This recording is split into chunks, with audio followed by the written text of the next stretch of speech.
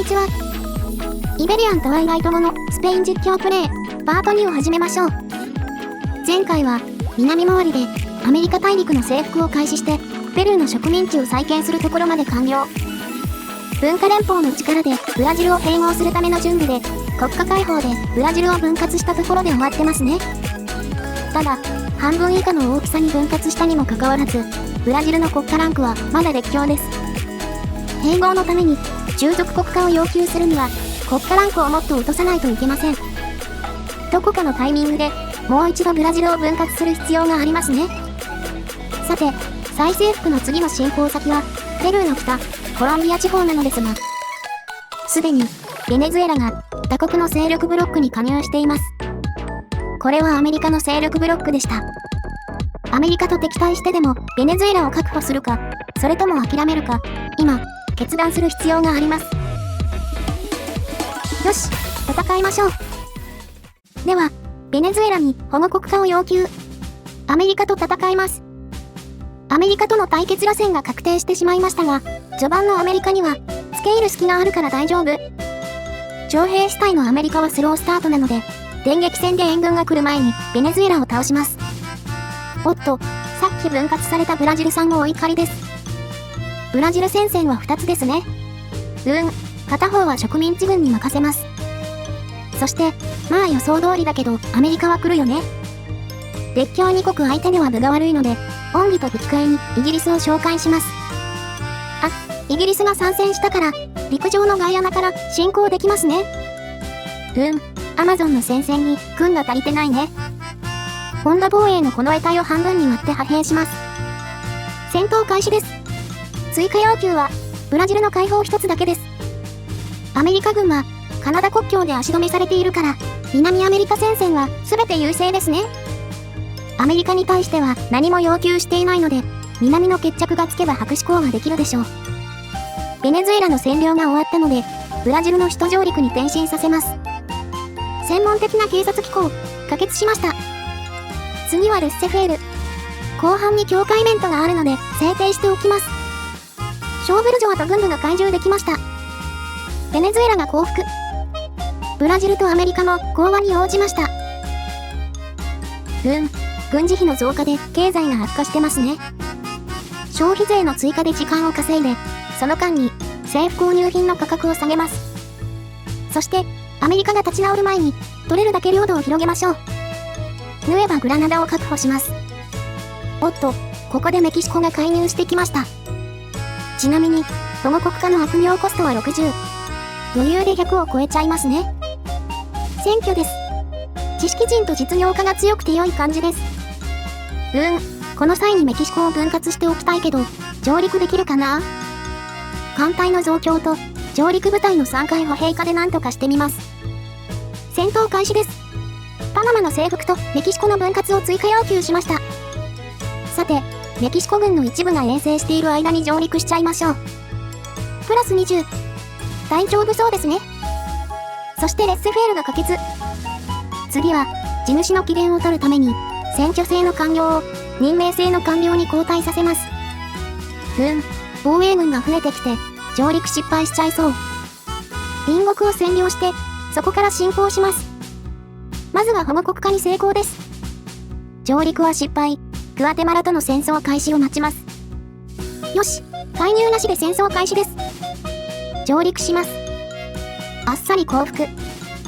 そして強制的に参戦させます。上陸部隊が帰還する前に戦線に配置して、これで OK。あとは、じゃんじゃん増援を送って。1回目のメキシコの分割、成功です。では、ヌエバ・グラナダを再建します。ガイアナは未回収ですが、イギリス戦が必要なので諦めます。今回の選択肢は、違いがよくわからず。下の方は、スペイン直轄地があれば残る感じかな。上で行きます。よし、残りはメキシコだけです。アメリカとは、まだ国境を接したくないので、次はブラジル方面を片付けますね。ガイアナの征服を待たずに、植民地の再建をしたのには理由があります。植民地国家の方が、独立要求の管理が楽だからですね。反抗的な従属国は、互いに独立保障を掛け合うんですね。この後、ブラジルを従属国にして自治度を下げる障害になるので、処しました。そういえば、戦争続きで、施設の製法の更新ができてませんでした。排気圧期間も終わってるから、建設局をアップグレードしてみます。まあ鉄は足りなくなるけど、あとは民間建設に任せます。それでは、悪名が100を超えない範囲で、停戦期間の終わった国を保護国化していきます。今度はロシアの介入か。序盤で木材取引を打ち切られたのが痛い。経済的な痛手はありますが、戦況への影響はほぼないですね。陸軍国家のロシアが、序盤に海外派兵できる戦力なんてたかが知れてます。戦闘開始です。ロシア艦隊の到着前に片付けてしまいましょう。直接、首都に上陸します。よし、ロシア艦隊は、スペイン本土の方に行きましたね。本土防衛は余裕だし、上陸戦闘を妨害されなければこっちのものです。劣勢表示ですが、援軍が到着した場合の表示です。ロシアさん、間に合うといいですね。それに、海上封鎖している港に、陸軍だけ送っても無駄なんだよね。よし、敵の艦隊が来たけど、上陸間に合いました。近場で待機していた援軍を送り込みます。よし、任命制の完了、可決です。次は、だいぶ前に制定を約束した浮遊者投票です。地主が激欲だったので、任命制の完了を間に挟みました。企業も作成しました。1件目はいつもの正式業です。勢力ブロックの原則も順調に増えてます。対外貿易を3にアップグレードしました。やっと降伏してくれました。そして、ロシアと白紙和平です。あれ？次に行こうと思ったら、絶賛内戦中です。しかも、反乱側が勝ちそうです。反乱側の勝利で、よくわからない国が増えました。とりあえず保護しました。さて、保護国を増やしている間に、国内の方がちょっとピンチです。カルリスタさんたちは、浮遊者投票が気に入らないそうです。とりあえず浮遊者投票は可決しました。そして、追加ボイラーもアンロック。反乱州へ設備投資をしても、一向に収まらない。先導者が煽っているせいかな。投獄を試してみます。ちょっとずつ減り始めたかな。じゃあ次、制限選挙です。やった、革命が沈静化しました。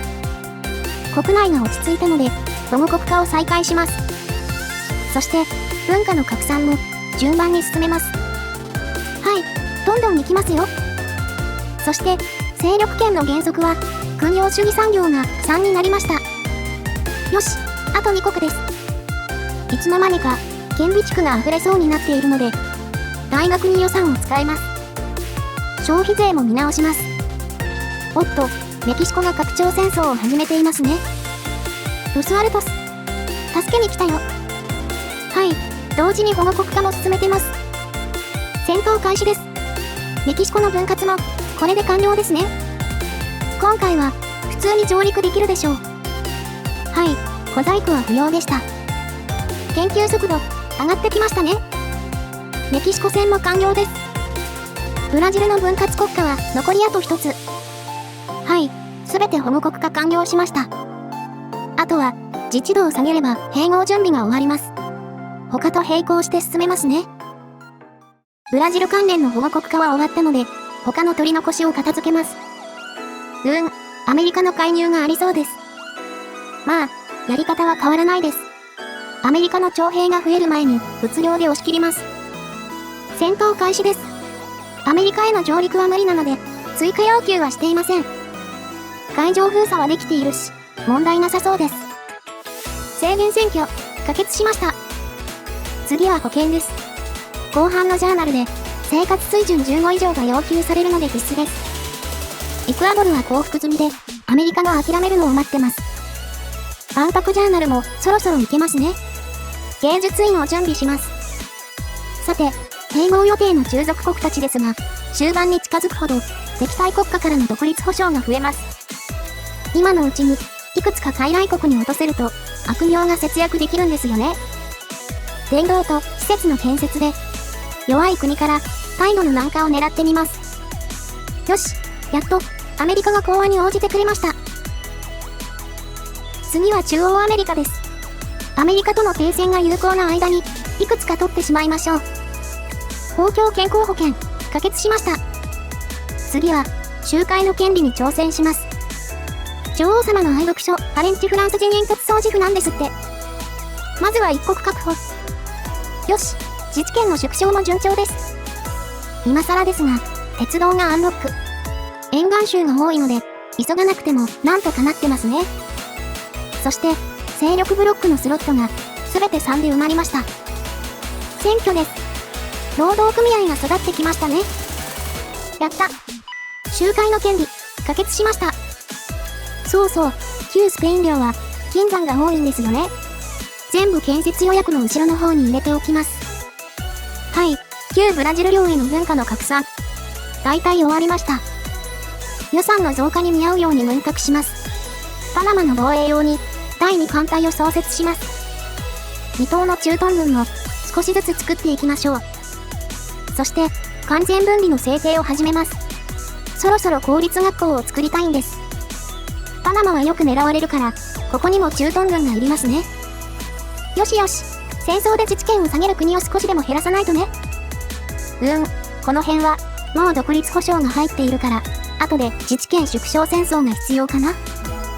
そろそろフランス戦もあり得るので、本土防衛軍の増員も始めておきます。おっと、メキシコが、テキサスの再併合を試みてます。アヘンの取れる、シナロアの制服で介入します。今回は上陸しなくていいので楽ちんですね。完全分離、可決しました。軍部と実業家の反対があるけど、普通選挙行ってみます。共闘法確保。これで、メキシコ戦が楽になります。はい、どんどん兵舎を建設しています。そうですね、メキシコから解放した国家も保護しておきましょう。イギリスが戦争を仕掛けられてます。これ、防衛協定あるから参戦要請来るよね。先に、恩義の獲得で支援を表明しておきます。テキサスが屈服してくれました。オーストリアとは国境を接していないので、保護国の作成は続けます。普通選挙、可決しました。世界大戦、始まっちゃいました。バイエアの解放が要求されているから、降伏はできませんね。オスマンの参戦で戦線ができているので、半分だけ軍を派兵しておきます。そしてリオグランデとも開戦してます。メキシコからの解放国家は残り2国。次はカリフォルニアです。リオグランデに勝利。やった、屈服してくれました。では、最後にマヤを保護国化しましょう。屈服助かります。残りは、メキシコ本体と中央アメリカ国家軍です。はい、公立学校の制定を始めます。世界大戦の方は、まあ膠着してますね。輸送船の護衛だけ気をつけて、あとは半分放置でいきます。フランスがモロッコの征服を企んでます。モロッコを征服するジャーナルがあるから、フランスには取られたくないですね。ガイアナの征服に介入します。モロッコ、助けに来たよ。さて、ガイアナには敵軍はいないから、駐屯軍を一つだけ送っておきます。そして、残りの戦力をフランス国境にかき集めます。割とギリギリだから、徴兵部隊も上限までかき集めます。そして、オスマンさんには、申し訳ないが、しばらくスペイン軍なしで戦ってもらいます。戦闘開始です。総兵力は、こちらの方が上ですね。劣勢の箇所に、オーストリア戦線から軍を転進させます。国境は膠着してますが、北アフリカで勝利すれば終戦できるので大丈夫。よし、イタリア国境以外は優勢になってきました。公立学校、可決しました。次は、奴隷制の禁止です。友軍のサルデーニャが脱落しましたが、すでに、だいぶフランス軍を削れているので大丈夫。よし、防衛は成功です。まだ関係は修復可能と思うので、仲直りの条約を結んでおきます。はい、では世界大戦に復帰しましょうか。イギリスの方が優勢ですね。じゃあ、2軍だけ派兵します。全軍動員は、ちょっと戦費がね。よし、長期戦がアンロックです。発動機の生産量を増やさないとですね。よし、世界大戦終了です。収支も黒字に戻りました。そしてキニーネがアンロック。アフリカ中央で少しだけ植民しているから、機関のレベルは上げておきます。後で、ポルトガルの植民地と合体するから、追加の植民も始めておきます。研究予約に、構想法を入れておきます。アメリカの砲兵が、すでに竜3弾砲でした。やったね。奴隷制禁止、可決しました。近代化を進めます。次は、保障された自由です。野戦病院、アンロックしました。とうとう来ました。アメリカからの州の返還要求。まずは、医療オプションを更新しましょう。アメリカさん。さっきのフランス戦中に仕掛ければよかったんじゃない？いいんだよね。こっちは準備、万端だよ。まあ、何度も攻め込まれては面倒なので、請求権破棄を全部入れてみました。準備期間中に、第2艦隊を増強しておきます。テキサスに追加要求かな？戦線ができたので、陸軍の移動も始めます。よし、保障された自由、可決です。次は、結社の権利。団結禁止法では労働組合が育たないです。では、イギリスを紹介します。さっき獲得した恩義が使えるけど、他の使い道もあるからな。よし、今回は、防衛協定の同盟国として参戦要請します。はい、準備は完了です。戦争の開始を待ちましょう。万博はいつも通り、戦時中の開催となりました。そして下流がアンロック。工具の生産が増えますね。戦闘開始です。新アフリカの解放とリベリアの移譲を追加で要求しました。というわけで、手薄のリベリアから片付けます。テキサス戦線も優勢ですね。結社の権利、可決しました。戦線の平押しだけだと時間がかかるので、北上陸も仕掛けてみます。あ、でも、陸軍の方が先に首都にたどり着きそう？勝利です。であれ？請求権破棄が半分くらい無効化されてる？納得いかないけど、テキサスの返還でもう一戦ありそうだね。以前のバージョンに比べて、リベリアが細長いので、内陸部を植民するように指示しておきました。民族主義がアンロック。これで始まるジャーナルがあるはず。はい、モロッコ征服ジャーナルが始まりました。10年以内にアルリーフを征服すればいいのね。そして、文明化の使命が、続きのジャーナルの条件みたいだね。最初のジャーナルが終わった時に、研究が未完だったら、大丈夫なのかな？わからないので、文明化の使命を先に研究します。研究順序を入れ替えます。ティア2がまだ残ってるから、少し先ですね。そして、次の改正は、比例課税です。可決すれば、大幅な収入増になります。2件目の企業です。工具の会社にしました。やった。比例課税、可決です。アマゾンのゴム開発が始まっているので、次は規制期間です。よし、また一つ、外来国に落とせました。おっと、イギリスとの恩義の期限が切れてしまいます。まあ、アメリカは弱体化済みだし、次は単独で勝てるし大丈夫かな？それじゃあ、見せてあげよう。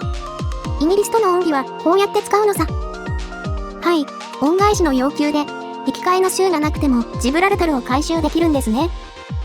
これで、領土問題がまた一つ解決です。ジブラルタルを返してくれたイギリスにお礼をしないとね。まずは、シナロアのアヘン農園のレベルを10まで上げます。スペインからのプレゼント。気に入ってもらえるよね。さて、文明化の使命はあと少しですね。国家形成に必要なので、反民族主義の優先度を上げておきます。おっと、イギリス対フランス戦です。条件次第で介入しましょう。グアテマラの回収ができます。これで参戦しましょう。文明化の使命、アンロックです。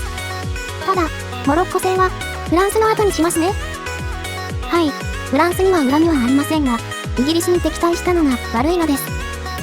イギリス軍も来てるし、国境は問題ありませんね。グアテマラを編入しておきます。よし、規制期間、可決しました。次は給品法です。おっと、敗戦濃厚なフランスで内戦が起きてますね。反乱軍からの支援は求められていませんが、無条件の指示で反乱軍に加勢します。これで請求権を破棄させれば、モロッコにも手を出してこなくなるでしょう。どっちの戦争かよくわからないけど、優勢です。まずはイギリスが勝利。フランス戦線はリセットされてないので、チュニス戦争もそのまま押し切ります。よし、勝利です。それでは、モロッコ征服の最初のジャーナル、進めてしまいましょう。反民族主義がアンロック。イベリア形成の準備も進んでます。イベリア統一ジャーナル、開始しました。共通の法律が15個あれば、平和的に統一できるのね。ポルトガルがどれだけ改革できるか次第ってことか。ダメそうだったら武力で行きます。市民権は文化連邦のリーダーとして強要できますね。ここだけ変えておきましょう。おっと、モロッコが屈服しました。最初のジャーナル、完了です。次のジャーナルが始まりました。追加の請求権を獲得しました。おっと、ジブラルタルの両岸を獲得したことで、イベント発生です。なかなか良い報酬ですね。さて、悪名がだいぶ減ってきましたね。次の戦争に備えて軍拡しています。投資信託、アンロックです。続けて、鉄筋コンクリートのアンロック。サグラダ・ファミリアの建設が可能になりました。よし、給品法、可決しました。では、再征服の最後の関門、メキシコの保護国化に着手します。敵の陣営は、ドイツ&オーストリアです。戦闘開始です。海軍力では圧倒しているので、上陸防衛は問題ないですね。若干、劣勢な戦線がありますが、優勢なところから首都陥落を狙います。案外余裕かもしれません。主力艦隊は、敵援軍の輸送船を買っています。メキシコはもう降伏したいのに、ドイツがやめさせてくれない状態？よし、メキシコは降伏しました。ドイツからは、白紙講和の提案が出ていますが、とある理由でまだ受けていません。中央アメリカ、残り4国あるのですが、アメリカの介入が確定しているんです。一度終戦すると、徴兵がやり直しになるので、このまま宣戦布告します。他の3国も同様でした。では、ロスアルトスから獲得します。いいんですか、アメリカさん。こっちは準備、万端ですよ。